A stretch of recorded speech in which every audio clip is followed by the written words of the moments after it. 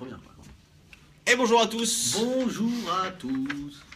Comment allez-vous? Ça va bien et toi, Arnaud? Est-ce que tu es le capitaine de ton navire aujourd'hui? Alors oui, Nautical Lifestyle Eh oui, comme vous pouvez le voir, superbe t-shirt de Thomas qui s'est fait embaucher par une compagnie. de pédalo. Voilà, exactement. Tu cherchais les mots? Non. Il y a beaucoup de trucs, hein. Je vois que nos feuilles sont pleines. On a passé beaucoup de temps à éplucher l'information parce qu'il y en a eu Là, beaucoup. tu perds ta voix, attention. Je suis un petit peu enroué. Il y en a eu beaucoup cette semaine, des bonnes, des mauvaises, des plus intéressantes que d'autres. Toi, t'as pas mal de trucs intéressants, Non, je arrête crois. de dire ça, non? Donc on va vous. Et je crois que toi, t'as des petits trucs sur Facebook. Ouais, vous voulez que je commence par ça? Ben, Par l'affaire Facebook, 5e volet de l'affaire Facebook. On va faire en live que sur l'affaire. Non, c'est le volet le plus simple. Jade va vous mettre un lien en commentaire. En fait, ce matin, je suis tombé sur une analyse justement de toute cette affaire. Facebook, Cambridge Analytica, tu vois, après coup. L'analyse est hyper poussée. Moi, je pouvais pas tout vous résumer dans le live, donc ce que j'ai décidé, c'est de vous donner la source pour que vous puissiez vous faire votre propre avis concernant cette analyse. Qu'est-ce qui se passe? Qu'est-ce qu'on dit dans cette analyse? On dit bonjour à Célia. Ah oui. On dit bonjour à Thomas. Salut Célia Il est et salut revenu. Thomas. Ça faisait longtemps qu'on n'avait pas voir là, Thomas. T'as vu que Thomas en photo de profil il a El Professor Ah non, j'ai de la Casa de Papel. C'est peut-être lui alors. Et c'est peut-être lui. C'est peut-être lui. J'espère que ses examens sont mieux passants. On l'a quitté la dernière fois sur. Il était en partiel. Ah ben maintenant il fait... Non ben Thomas est un vigoureux participant du blocus de la fac de Ah, Montpellier. d'accord. Oui, c'est le leader. D'accord, c'est lui. Elle professeur. Le cagoulé. D'accord. Je t'ai coupé. Ouais, pardon. L'analyse de l'affaire Facebook. En gros, qu'est-ce qui se dit dans cette analyse? Le long article commence comme ça. Est-ce que Cambridge Analytica a-t-il enfreint la loi? Réponse non. Est-ce que Cambridge Analytica est en droit de faire ce qu'il a fait? Réponse oui. À qui est la faute? Clairement, dans cette analyse, on dit que la faute est à Facebook. Alors moi je l'ai pas, je l'ai peut-être pas clairement dit dans mes anciens propos. Effectivement, quand on prend un petit peu du recul sur l'affaire, Facebook a permis à cette société d'entrer dans une brèche, de récupérer de la donnée. Donc évidemment que, mais ensuite Cambridge Analytica n'est pas la seule, mais elle l'a faite. Ensuite, elle a enfreint la loi sur le fait qu'elle ait propagé cette information et qu'elle ait pu un peu détourner la démocratie. Mais ça reste légal. Mais ça reste légal et ils sont dans leur droit, même si, bon, effectivement, ils ont volé des données. Voilà, je vous laisse lire l'article. Jade, tu as mis l'article en commentaire? Très bien. Alors attends, j'ai pas vu, on n'a pas vu le commentaire de Thomas. Qu'est-ce qu'il nous dit? Je peux revenir en arrière? Oui. Ah, c'est super gentil et mignon, Thomas. Merci. À toi, tu nous manquais aussi.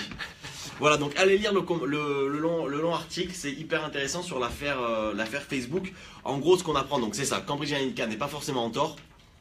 C'est Facebook qui l'est, mais c'est aussi de notre faute à nous tous, à toi, à moi. Pourquoi? Parce qu'à l'explosion, à la naissance des réseaux sociaux, dont Facebook, on a tous cultivé un petit peu notre ego 2.0 en postant des photos de nous, en donnant des informations personnelles, notre date de naissance, et toutes ces informations, évidemment, on en a fait un produit pour Facebook.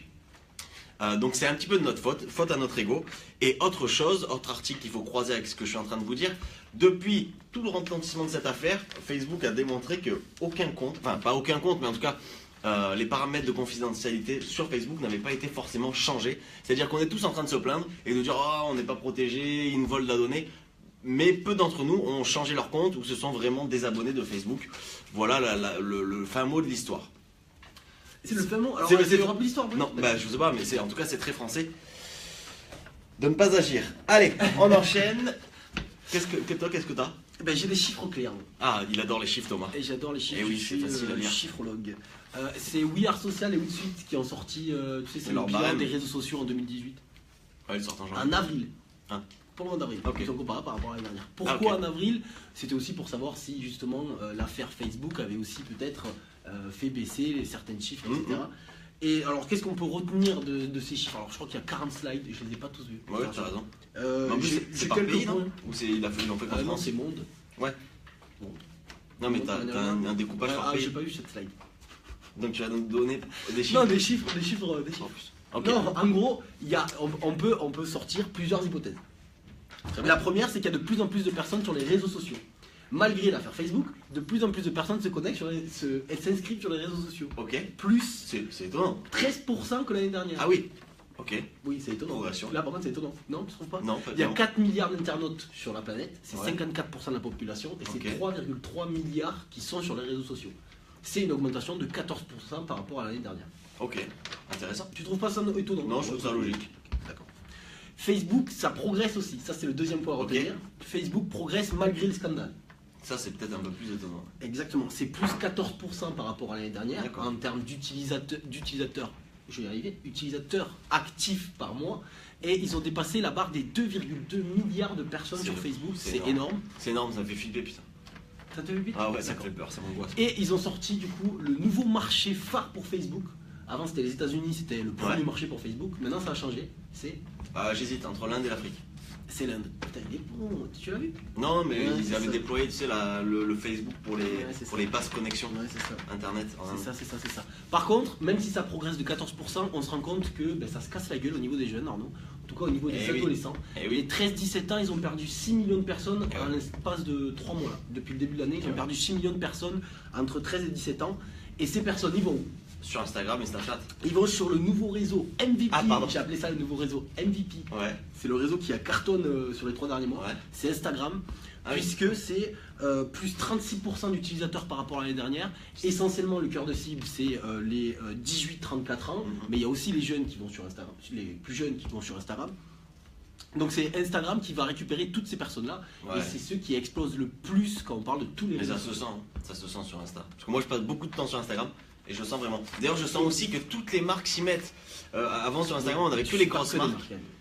Non. Mais on a de plus en plus de marques, de PME, de petites marques, de Des marques PME. de quartier, de marques très locales, de shops, de commerce qui se mettent sur Instagram et c'est top pour redynamiser la vie de quartier. Donc bravo aux marques à Montpellier qui sont sur Instagram.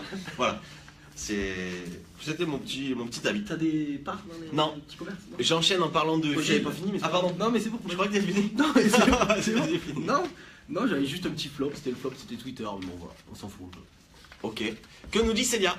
Oui, tout le monde est en train de débarquer sur Instagram, je confirme. Célia, est-ce que tu t'es fait un compte sur Instagram? Si Alors oui, Célia ajoute-moi. est une influenceuse Instagram, tout comme Alexandre Kailar. Alors Alex, que nous dit Alex? Vous êtes les meilleurs, les gros. Donc ça, c'est pour Thomas, Les, je il a pense. mis les. Ah, pardon. Il a mis les. Ah oui. Enfin, il voulait sûrement écrire les gars, je pense. Ok. Mais il est pas très. Ok, mais Alex, il a un compte Instagram lui aussi? Alex, ça, je sais pas. Je le Bonne sens pas question. bien sur Instagram. Bonne question. Je sais qu'il a un compte Facebook. Ouais, mais sur Insta, je le Sur sens pas. Instagram, Je sais pas pourquoi. Je pense pas. On parlait de ville et de quartier. Qu'est-ce qui s'est passé cette semaine? La ville de Paris a attaqué le géant Airbnb. Pourquoi? L'année dernière, il y a une loi qui est passée en France, notamment pour les locations saisonnières qui sont effectuées sur Airbnb ou les autres plateformes, dans les villes de plus de 200 000 habitants. Ça date d'un an, cette info que je suis en train de dire, mais la ville de Paris a attaqué cette semaine. C'est vrai. Dans les villes de plus de 200 000 habitants, quand on met son appartement en location sur Airbnb, aujourd'hui on est limité à 120 nuitées. Si on La dépasse, moitié de l'année. ouais, si on dépasse les 120 nuitées, on est dans l'obligation d'enregistrer son bien à la mairie, de faire cette démarche-là pour avoir un numéro d'enregistrement. Et en fait, on va vous imposer, on va pouvoir suivre ce que vous faites avec ce numéro d'enregistrement. La ville de Paris s'est rendu compte qu'à Paris, évidemment, 84% des annonces qui sont sur Airbnb n'ont pas ce numéro d'enregistrement. Donc elles sont comme avant, en fait, on ne peut plus les suivre. Oui, mais peut-être qu'ils ont fait moins de 120 jours. Alors c'est comme ça que se défend Airbnb. Airbnb nous dit oui mais les annonces ne dépassent pas les 120 nuitées, etc. La ville en tout cas a quand même porté plainte, en tout cas a fait une accusation publique. Je ne sais pas comment ça va se passer par la suite, je pense qu'il ne se passera rien, parce qu'Airbnb est trop gros pour Paris. Mais, Ah oui, Airbnb plus gros Paris. ouais je pense, ouais. D'accord. Mais voilà, donc petit conflit entre la ville et ce pure player qui est Airbnb. Voilà, c'était une petite news. Je prends avec grand plaisir. Moi j'ai des petites news un peu, des petits snaps quoi. Ouais. Des petits trucs que t'as fait non? Ouais, j'ai. Instagram, justement on en parlait, ils arrêtent pas de sortir des fonctionnalités, shopping, etc. Et là ils sortent les, alors j'ai plus le nom, les name tags. je crois. Exactement. Oh, putain, mais t'es fort. Alors c'est quoi ça? lancer. Parce que j'ai vu passer le truc, mais j'ai pas pu m'y intéresser. C'est exactement comme les QR codes, vous savez à l'époque, parce que pour moi les QR codes attention, c'était dans les années 2000, ça revient en force. Parce que Comme les pantalons éléphants, ouais. tu vois, ça revient un peu à la mode. En Chine, les QR codes, c'est. Ah oui, oui, on est pas en Chine. Oui. Donc les QR codes, vous savez, vous scannez le petit code que vous avez, tu t'en vas, vous scannez les petits codes et vous arrivez sur un site ou sur autre chose. Snapchat le fait avec les Snap codes, Messenger le fait avec les Messenger codes, Oui. et ben, du coup Instagram se lance avec les name tags. On va tout D'accord. simplement avoir un petit comme Snap code. Je Ok. trouve C'est un peu moche, Ouais. c'est un peu bizarre. Vous scannez, vous arrivez directement sur le profil et vous pouvez le suivre. Ah, c'est pour ajouter en gros les. Ouais, voilà. vous Ok. pouvez, hop. Et forcément, on se pose la question de la publicité, parce que si on arrive à mettre une photo name tag Arnaud sur une publicité, peut-être qu'on va pouvoir acheter des likes sur Instagram. Et ouais. Pas bête la gueule. Ouais. Et ils l'ont déployé ou ils sont en cours? Je ne sais pas. Ok. crois que Moi j'aime pas trop moi ça. test. Sur Snapchat, je m'en suis jamais servi par exemple. Bah, Du si. QR code pour ajouter le truc. On l'a sur nos cartes de visite. Ouais, mais je trouve que c'est un peu lourd dans Merci. la manipulation. Pour les personnes qui ont pas les cartes de visite. Ben, on a fait les cartes de visite il y a 1 an et demi, donc voilà, il faut se renouveler. Hein. C'est le jeu. Moi j'ai une news insolite. Pendant ce temps-là, à Singapour, un robot a monté une chaise Ikea. Non. Eh oui, Non. c'est la news pendant ce temps-là. Non. Eh ben ça alors. Un robot qui a été développé par, j'ai pas les noms, enfin c'était trop compliqué, par des ingénieurs d'université à Singapour. En fait c'est un robot à 2 bras. Alors, est-ce que en montant, Temps record, 8 minutes 55 pour monter une chaise Ikea. est-ce qu'il avait encore des vis dans sa main? Non. Non, il a utilisé tout ce qu'il y avait dans Ikea. Alors comment il a fait ce robot pour monter cette chaise Ikea? En fait il a pris en photo 3D toutes les pièces. Qu'est-ce qu'il y a? Hello Thomas, j'ai remarqué moi aussi le retour des pattes d'éléphant. On en parlait avec Jade récemment. Ouais, on a parlé de pattes d'éléphant. Oh, en disant que les QR codes ça revenait à la mode comme les pattes d'éléphant. Ah ok. Merci Célia pour ce point de mode. Ouais merci Célia pour le point fashion. Effectivement la mode est cyclique. Écoute, ça revient, ça part. Voilà, tout revient. C'est comme ça. Pas d'éléphant, moi j'aime pas. Pour info, voilà. Qu'est-ce que je disais? Je ne sais plus. Bon, bref, voilà. Ikea, Un Ikea. robot a monté une chaise Ikea Comment ils ont à fait Singapour. Comment ils ont fait En fait, le robot a fait des images 3D de toutes les pièces dans le carton. On va faire. Ensuite, pendant 2 minutes, il s'est fait le plan de montage dans sa tête, le robot, donc sur le programme, pour pas que les bras du robot se croisent. Et ensuite, il a monté la pièce En 8 minutes. en 8 minutes 55. C'est une prouesse. Ben c'est même. Oui, c'est comme une. Ouais, c'est assez costaud. C'est vrai, c'était. Comment t'appelles cette info? C'est l'info pendant ce temps-là Pendant ce temps-là à Singapour. Ben moi j'ai une info pendant ce temps-là. Ouais. Enfin non, pas trop pendant ce temps-là, mais what the fuck. Ok. C'est Crocs. Vous connaissez la marque des chaussures Crocs?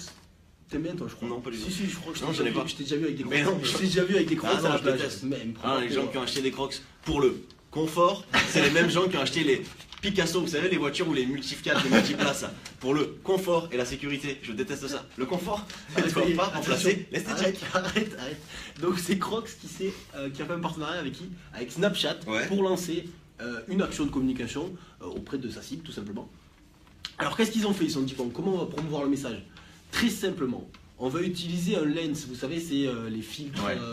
Alors c'est pas les filtres justement, c'est Ouais. la réalité augmentée où vous scannez votre tête et il y a quelque chose qui arrive sur votre tête. Et ben Crocs a fait ça et comme lens ils ont créé une tête de Crocs. Donc votre tête Ah ouais, ok. sort du trou de la cheville, tu sais. Ouais. Hop, Et le il y a Crocs, la claquette qui est là. C'est pas une claquette, c'est une Crocs. Mm. Donc c'est hyper ridicule, mais ça marche hyper bien puisqu'en une semaine, je crois, il y a eu 4 millions d'utilisateurs uniques. Il y a peut-être eu une interruption. Donc ok, le filtre Crocs a hyper bien marché. Exactement. 4 millions d'utilisateurs qui ont utilisé. C'est du jamais vu apparemment. Et donc Crocs, c'est Ça super alors. content. Ok, bon En bah même temps, j'ai vu les images, moi ça me fait rire, je l'aurais fait, tu vois. ouais, c'est étonnant. C'est étonnant. Qu'est-ce que j'ai moi? J'avais encore des trucs. Ah oui, on a parlé d'Instagram. Du coup, je reviens sur 2 campagnes qui ont pas mal marché sur Instagram. La première, c'est UNICEF qui a lancé une campagne avec une agence parisienne qui s'appelle Brand Station. Alors attendez, on va faire une petite lecture des commentaires parce que sinon on va pas réussir à tous vous suivre. Fiat ressort le multiplat de Emily. C'est vrai, exactement. On parlait de Picasso. Exact. Ben, merci Émilie, on verra si cette nouvelle version est plus jolie. Et aussi moche que l'ancienne. Exactement. Et c'est Léa qui nous dit ça s'en va et ça revient. Clo-Clo Forever. J'adore Claude François. Bon, donc belle référence. D'ailleurs, la pendule d'entrée ne s'est pas arrêtée sur midi. C'est pas ça du tout, les paroles, c'est pas Là, c'est limité, vas-y. Donc, UNICEF qui a lancé la première campagne mondiale en utilisant la fonctionnalité shopping sur Instagram. La fonctionnalité shopping sur Instagram, c'est vous mettez un produit, vous mettez un lien, vous cliquez sur la photo et vous basculez sur le C'est site pas Wonder web. qui dit ça, la première fois? Non, là, c'est une vraie campagne de communication. Nous, on l'a utilisé effectivement, mais Hop, alors, qu'est-ce que fait Thomas avec ses gros doigts? Hop. Donc, UNICEF a fait une campagne sur Instagram shopping. Qu'est-ce que ça veut dire? En fait, pour soutenir leur engagement auprès des enfants, tu sais, qui sont exploités dans les pays du tiers-monde et autres, ils ont mis des photos d'enfants. Plein de photos d'enfants. En situation précaire. En situation précaire, exactement, sur laquelle ils ont rajouté la fonctionnalité shopping, comme si finalement on pouvait les acheter. Donc au clic sur la photo, tu as un prix qui apparaît. Et le prix est de 0, et évidemment en description de photo, il y a tout un texte qui dit non. C'est le hashtag. C'est le hashtag, je l'ai, no price on kids. Donc pas de prix sur les enfants. En gros, la campagne voilà, communique là-dessus. Les enfants ne s'achètent pas. On ne met pas de prix sur des personnes humaines, hein, qu'elles soient adultes. Et je crois qu'on est arrivé sur le site, non en plus. Ouais, après on basculait sur le site. Il y avait d'autres images qui étaient encore Exactement. plus, Donc allez voir le compte UNICEF, c'est hyper bien fait. Sinon, Jade vous nous a mis le lien, je crois. Et vous avez des petites vidéos de la campagne qui sont pas mal. Est-ce que tu as d'autres choses, Thomas? Oh non, ça ira. Non? Oh non, je crois pas. On s'arrête là? On Ok. va s'arrêter là. Ok. Si, moi j'avais une petite actu, je l'ai dit de tête. Allez. C'est le mobile. Oui. Mobile qui va bientôt dépasser les investissements publicitaires par rapport à la télé. C'est-à-dire que les annonceurs, en tout cas aux USA, en 2018, vont mettre plus d'argent sur la publicité digitale mobile que sur la publicité à la télévision. C'est juste incroyable, extraordinaire. On y est. On y est dans le. Alors c'est des prévisions, attention. C'est des prévisions, mais normalement le mobile dépasserait la télé. Et j'ai lu ce matin que justement sur le mobile, on est en train de récupérer énormément plus de data finalement que sur l'ordinateur. Pareil, sur le mobile, on est tous en train de penser que notre mobile c'est notre poche, c'est hyper sécure, hyper confidentiel. Allez voir dans votre application Google Chrome un peu ce qu'il a de vous. Vous allez être surpris. Moi je l'ai fait récemment pour voilà. Et j'ai été très surpris. L'activité en tout cas sur mobile est poussée. Du coup la récolte de data. Surtout en plus la géolocalisation, les machins. On sait où tu te trouves hier à 17h37. Exactement. Hier à 17h. J'étais là, je travaillais. D'ailleurs il y a Google et YouTube qui sont en train de se faire embêter par la justice américaine parce qu'ils sont soupçonnés de récolter la data des mineurs, en fait, des enfants de 13 ans et plus, jusqu'à 18, sur leur plateforme, ce qui est normalement interdit. Oui, parce qu'en plus, il y a YouTube Kids qui Ouais.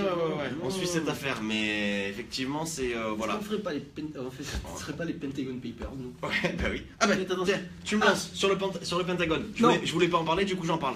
Qu'est-ce qu'a lancé cette semaine? Enfin, il y a 2 semaines, le Pentagone. Aux États-Unis. Le Pentagone, c'est le. Oui, le bureau pas ovale du coup. Bah non, le Pentagone. Oui.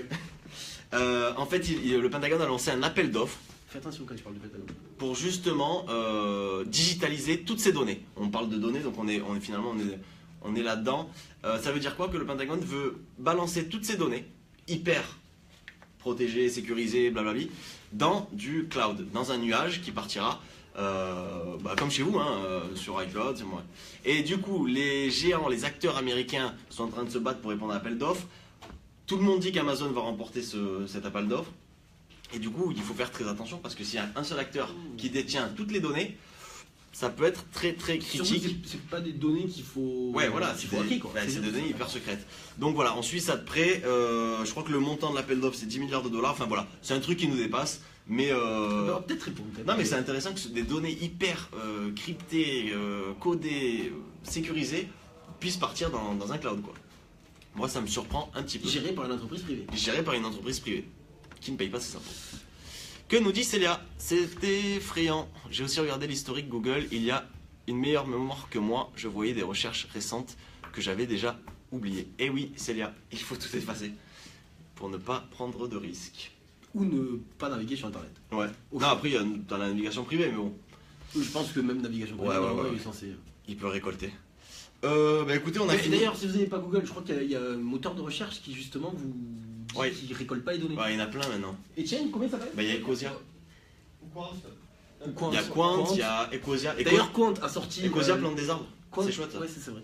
Quant avait sorti une publicité, rappelle-toi. Ouais, c'était bien fait. Pour promouvoir les moteurs de recherche. C'était télé. Ouais, il me semble. Où c'était un mec en vélo qui arrivait, qui allait voir un jogger en lui disant: ah, salut Patrick, je sais que tu habites là-bas à tel endroit. Et il y avait écrit: attention, ne pas naviguer. T'as joué dans cette pub parce que j'ai l'impression que tu connais. C'est moi le cycliste. Ok. Voilà. On a fini? On a fini. Allez, on se quitte. Il y a plein d'autres infos. Si vous en voulez, on vous les met en commentaire ou on en parle la semaine prochaine. Semaine prochaine? T'es là? C'est férié la semaine prochaine? Non, pas du tout. Non, c'est pas férié. Allez, bye. Ciao.